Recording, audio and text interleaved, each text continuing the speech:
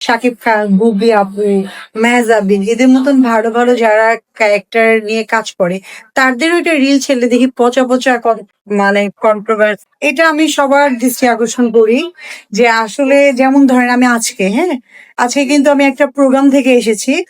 So অনেকে অনেক কিছু অনেক সময় বুঝে না, নিউজটা অন্যরকম ভাবে প্রেজেন্ট করে।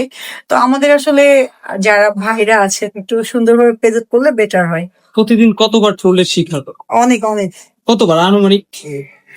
যখন আপনি আপনি দেখেন, আপনি যখন একটা ভিডিও বা রিল আপনি ছাড়বেন, দেখবেন ওর নিচে কত কমেন্টস। তো এখন আমি কমেন্টস দেখাই বন্ধ করে দিয়েছি। শুধু আমি কেন, মানে শাকিব খান, বুবলি আপু, মেহজাবিন এদের মতন ভালো ভালো যারা ক্যারেক্টার নিয়ে কাজ করে তাদেরও একটা রিল ছেলে দেখি পচা পচা মানে কন্ট্রোভার্সি কমেন্টস। তো সো ওদেরকে যখন দেখি তখন মনে হয় যে আমি আমি কিছুই না। সমালোচনাকে কি সোনিয়া গুরুত্ব দেন নাকি উপেক্ষা করে?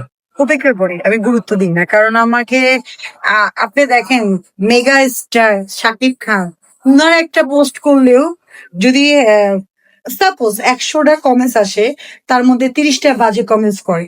সো উনার মতন মানুষের যদি গায়ে লাগে না, উপেক্ষা করে সামনে এগিয়ে যায়, আমি আর কি, আমি একটা নর্মাল, আমি উপেক্ষা করে এগিয়ে যেতে চাই। গ্ল্যামার্স লুক কি সোনিয়ার লং টাইম ক্যারিয়ারের জন্য নাকি ঝুঁকিপূর্ণ?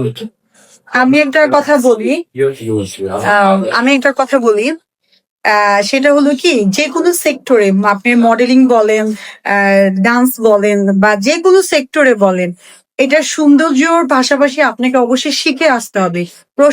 প্রশিক্ষণ যদি আপনি দিয়ে না আসেন, আপনি ভাইরাল হয়ে বা ড্রেস গেট আপ এগুলো দিয়ে বেশি দিন স্থায়ী থাকতে পারবেন না। মানে শিক্ষাগত যোগ্যতা যেমন লাগে প্রতিটা কাজে, এগুলো সেক্টরেও লাগে। শিখে আসতে হবে। আমরা জানি ওয়েস্টার্ন লুকে মানুষ জনপ্রিয়তা পায়, হুম। আপনি কতটুকু পেয়েছেন?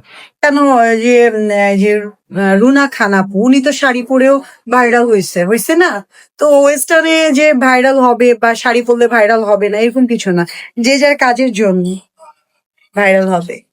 ঠিক আছে, থ্যাংক ইউ ভাইয়া।